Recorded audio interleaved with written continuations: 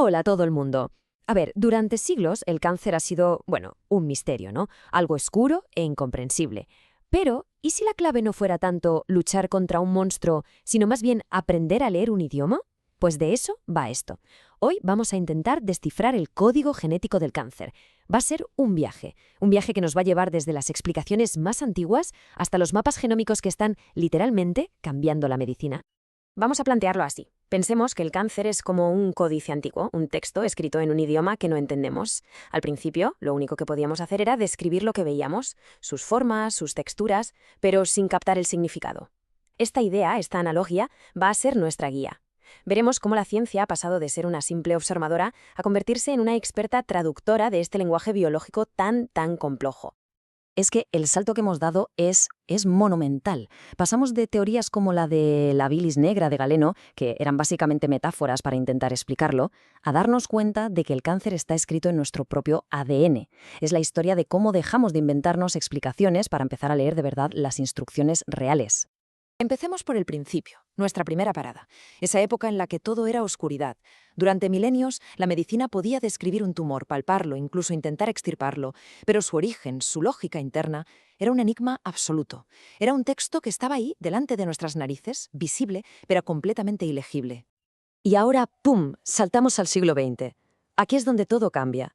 Los científicos empiezan a sospechar que el secreto no está en los humores del cuerpo, ni en la anatomía pura y dura, sino en algo muchísimo más pequeño, la información genética. Es el comienzo de la búsqueda de las letras, de los componentes fundamentales que forman el lenguaje del cáncer. Y las primeras pistas, curiosamente, llegaron de un sitio que nadie esperaba, los virus. Un tal Peyton Rose demostró que un virus podía causar cáncer en gallinas, y años más tarde, Temin y Baltimore descubrieron la transcriptasa inversa. Esto es una enzima que, ojo, permitía a un virus reescribir el ADN de una célula. Fue una auténtica revolución. Significaba que el código genético se podía editar desde fuera. La pregunta, claro, era obvia. ¿Significa esto que el cáncer lo causa un gen extraño? ¿Un gen del cáncer que nos meten los virus? Tenía todo el sentido del mundo. Parecía la explicación perfecta. Un invasor que entra y corrompe nuestras células con su propio código malicioso. Pues no. La respuesta fue una de las mayores sorpresas de la biología del siglo XX. Resulta que no. Dos investigadores, Barmus y Bishop, descubrieron algo alucinante. El gen viral clave ya existía en nuestras células sanas. O sea, que el virus no metía un gen nuevo. Lo que hacía era despertar un gen nuestro que estaba ahí, dormido. El enemigo no venía de fuera, estaba en casa. Y de ahí surgió el concepto de protoncogenes. Son genes que tenemos todos, perfectamente normales y de hecho necesarios. Regulan el crecimiento de las células, son parte de nuestro manual de instrucciones básico. El problema, que si esos genes sufren una mutación o se activan cuando no toca, se convierten en oncogenes, y ahí tenemos el alfabeto del crecimiento descontrolado. Vale, genial. Ya teníamos las letras, los oncogenes, pero con eso no bastaba. Hacía falta entender las reglas, la sintaxis, cómo se combinan estas letras para contar la historia de un tumor. Había que descifrar la gramática de la malignidad. Y la gramática fundamental es en realidad un equilibrio roto. Es fácil de entender si pensamos en un coche. La célula es un coche. Los oncogenes son el acelerador. Le dicen, venga, crece, divídete. Pero claro, un coche necesita frenos, ¿no? Pues esos son los genes supresores de tumores, que dicen, hey, para el carro, que aquí algo va mal. El cáncer ocurre cuando el acelerador se queda atascado a fondo. Y para colmo, los frenos se rompen. El caos. Esta idea de los frenos rotos la explicó de forma brillante Alfred Knudson. Estudiando un cáncer de ojo, propuso la hipótesis de los dos golpes. Decía que para que un gen supresor falle, no basta con dañar una de nuestras dos copias del gen. No, hay que fastidiar las dos. Y esto de repente explicaba por qué algunos cánceres son hereditarios, porque se nace con un golpe ya dado de fábrica. Solo hace falta uno más para que todo se descontrole. Para el año 2000, la cantidad de conocimiento era ya abrumadora. Así que Weinberg y Hanahan hicieron algo genial.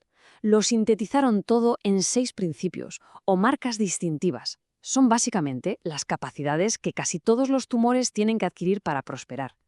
Y cada una de estas reglas se consigue justo así, rompiendo la gramática normal de la célula, pisando aceleradores y rompiendo frenos. Bien, saber las letras y la gramática nos llevó al siguiente paso lógico, un paso de una escala descomunal. Si cada tumor tiene su propio texto genético alterado, ¿qué pasaría si pudiéramos leerlos todos y crear un mapa completo?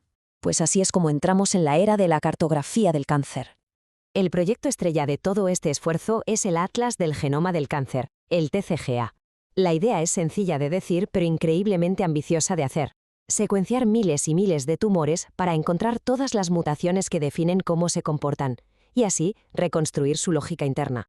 Para que nos hagamos una idea de la escala de la que hablamos, Francis Collins, que fue director del NIH, dijo que este proyecto sería como hacer, ojo, 10.000 proyectos genoma humano. Y recordemos que el proyecto Genoma Humano original ya fue uno de los mayores esfuerzos científicos de la historia. Una barbaridad. Pero lo más interesante de este atlas no es solo tener una lista infinita de mutaciones, es organizarlas. Los científicos se dieron cuenta de que aunque hay miles de mutaciones diferentes, la gran mayoría acaban alterando las mismas 13 vías biológicas fundamentales. Y ese es el punto clave. El propósito del Atlas es transformar un caos de datos genéticos en un mapa coherente, un mapa que podamos usar. No se trata de registrar cada árbol del bosque, sino de trazar las autopistas principales que todos los tumores de una forma u otra acaban cogiendo. Y todo esto, claro, nos lleva a la parte más importante. ¿Para qué queremos este mapa? Pues muy sencillo. Para dejar de luchar a ciegas y empezar a intervenir con una precisión quirúrgica, para leer el código de cada tumor y con esa información aprender a curar. El cambio de paradigma es total. La quimioterapia tradicional es como tirar una bomba. Ataca a todas las células que crecen rápido, sean buenas o malas. En cambio, la medicina de precisión, que se guía por este atlas, es como un misil teledirigido. Apunta directamente al fallo genético específico que hace que ese tumor en particular funcione. Y con esto cerramos el círculo de nuestra analogía.